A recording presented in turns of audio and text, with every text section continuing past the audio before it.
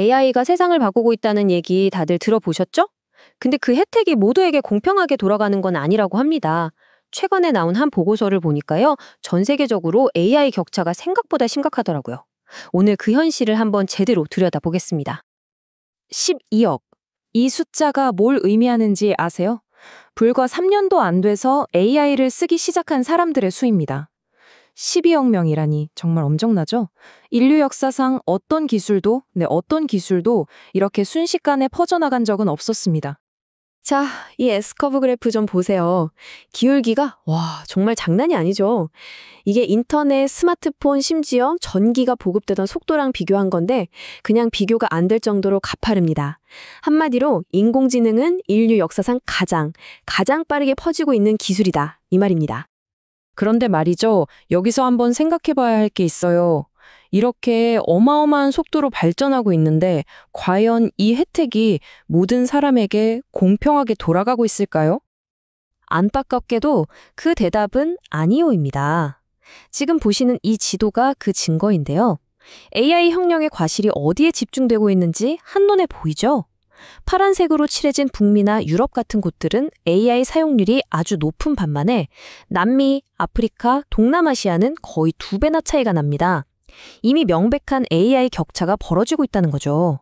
자, 그럼 이 격차는 도대체 왜 생기는 걸까요?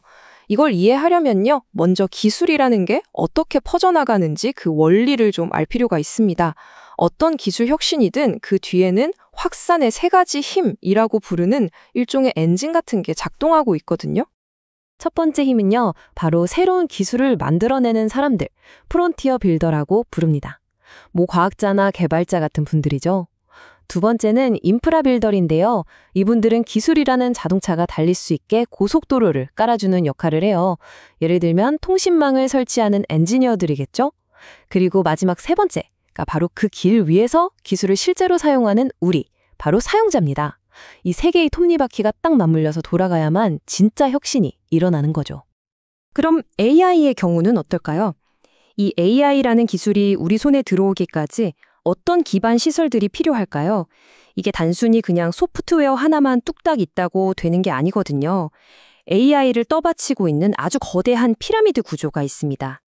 바로 이겁니다. 이 피라미드를 보면요, 우리가 AI 사용자가 되기까지 얼마나 많은 단계를 거쳐야 하는지 딱 알 수 있죠.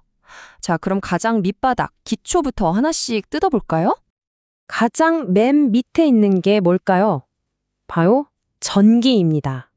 너무 당연하게 들리시죠? 하지만 생각해보면 이게 모든 것의 시작이자 첫 번째 관문이에요.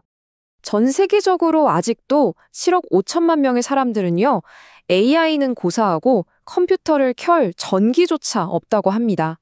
이 지도에서 붉게 표시된 지역들, 특히 사하라 이남 아프리카나 아시아 일부 지역은 이 첫 번째 관문, 바로 전력 부족 때문에 디지털 경제에 참여할 기회조차 얻지 못하고 있는 거죠. 자, 전기가 해결되면 그 다음은 뭘까요? 바로 데이터 센터입니다.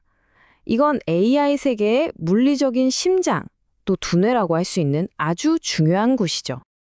근데요, 이 AI의 심장이 특정 지역에서만 아주 편파적으로 뛰고 있어요. 지도 한번 보세요. 데이터 센터가 거의 다 미국하고 유럽에 몰려 있죠. 남반구 전체를 통틀어서는 거의 찾아보기가 힘듭니다. 이게 뭘 의미하겠어요? 결국 데이터 접근 속도나 비용 면에서 엄청난 불평등이 생길 수밖에 없다는 겁니다. 자, 다음 단계로 넘어가 볼까요? 세 번째 기반은 바로 인터넷입니다.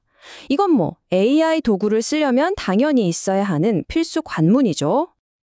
예상하셨겠지만 전기가 없는 곳에 인터넷이 있을 리가 없죠. 아까 봤던 그 전력 보급 지도랑 지금 이 인터넷 사용률 지도를 겹쳐보면요, 소름 돋게 똑같습니다. 여기 아프리카의 붉은 지역들을 보세요. 여전히 인구의 20%도 인터넷을 못 쓰고 있어요. 사실상 AI로 가는 문이 그냥 굳게 닫혀 있는 거나 마찬가지입니다. 자, 이제 인프라는 어느 정도 갖춰졌다고 칩시다. 그럼 끝일까요? 아니죠. 이걸 효과적으로 쓸 수 있는 기술, 즉 디지털 활용 능력이 필요합니다. 인터넷 선만 연결된다고 다가 아니잖아요. 그걸 어떻게 써야 할지 모르면 그냥 아무 쓸모가 없는 거죠. 기본적인 디지털 활용 능력이 없으면 AI는 그냥 저 멀리 있는 그림의 떡일 뿐입니다. 그리고 놀랍게도 이 디지털 기술 격차를 보여주는 지도 역시 앞에서 봤던 인프라 격차 지도랑 패턴이 정말 소름 돋게 똑같아요. 자, 지금까지 인프라 얘기를 해봤는데요. 이제는 좀 다른 얘기를 해볼까 합니다. 아주 중요하지만 우리가 종종 놓치고 있는 장벽, 바로 언어의 문제입니다. 쉽게 말해서요, AI가 공부하는 교과서가 온통 영어로 되어 있다는 겁니다. 인터넷에 있는 정보 대부분이 영어니까 AI 모델들도 당연히 영어를 중심으로 학습을 하겠죠. 그럼 어떻게 될까요?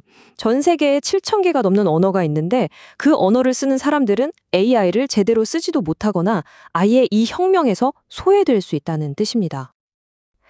그리고 이 두 지도를 나란히 놓고 보면 그 문제가 더 명확해집니다. 왼쪽이 인터넷에서 각 언어가 차지하는 비중이고 오른쪽이 AI 언어 자원이 부족한 지역인데요. 어때요? 거의 일치하죠? 결국 인터넷에서 힘이 없는 언어는 AI 세계에서도 소외된다는 걸 보여주는 아주 명백한 증거입니다. 자, 그럼 이런 기술 격차가 그냥 좀 불편한 수준에서 끝날까요? 절대 아닙니다. 이게 현실 세계에서 어떤 엄청난 결과를 낳는지 우리 역사가 이미 보여준 사례가 있습니다. 1960년대로 한번 가볼게요. 이때 한국과 필리핀은 경제 수준이 거의 비슷했어요. 그런데 이 그래프 좀 보세요. 운명이 완전히 갈렸죠. 바로 반도체라는 기술을 누가 받아들였느냐의 차이였습니다. 이처럼 기술 격차는 한 나라의 운명 자체를 바꿔놓을 수 있어요. 만약 지금 벌어지고 있는 이 AI 격차를 그냥 내버려 둔다면 아마 우리는 역사상 가장 거대한 규모의 부의 재편을 보게 될지도 모릅니다. 보고서에 이런 구절이 나옵니다. 궁극적으로 인공지능의 가치는 생산된 모델의 수가 아니라 사회에 얼마나 많은 혜택을 주었는지로 판단될 것이다. 정말 마음에 와닿는 말 아닌가요? 결국 중요한 건 기술 그 자체가 아니라 그 기술로 우리 사회가 얼마나 더 나아졌느냐 하는 거겠죠. 그래서 마지막으로 이 질문을 여러분께 던지면서 마무리하고 싶습니다. 우리는 어떻게 하면 이 엄청난 AI 기술의 혜택을 특정 소수가 아니라 모든 인류가 함께 누리는 그런 미래를 만들 수 있을까요? 이건 정말 우리 모두에게 주어진 숙제일 겁니다.